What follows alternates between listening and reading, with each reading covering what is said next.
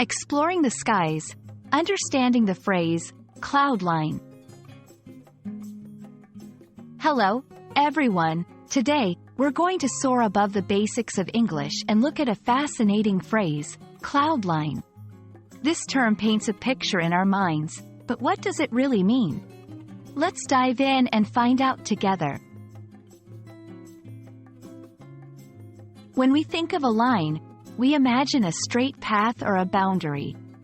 Combine it with the word cloud, and you get cloud line, a term that often describes the visible horizon created by clouds in the sky.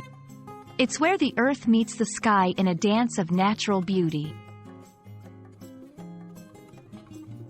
But cloud line can also have a metaphorical meaning. It can represent a limit or a boundary in our thinking or possibilities. When someone says, "We need to rise above the cloud line," they're suggesting we should think beyond the obvious or the conventional. In literature, cloud line can be used to set the scene or to symbolize a transition or change. Writers might describe a character's thoughts as being below the cloud line when they are troubled, or above the cloud line when they have a moment of clarity or insight.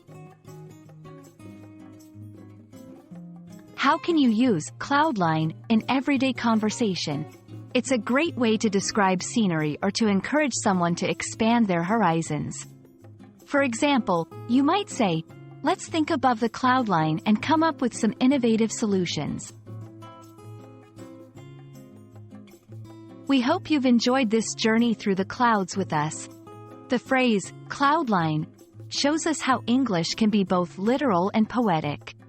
Keep looking up and exploring new heights in your language learning. Until next time, keep your thoughts above the cloud line.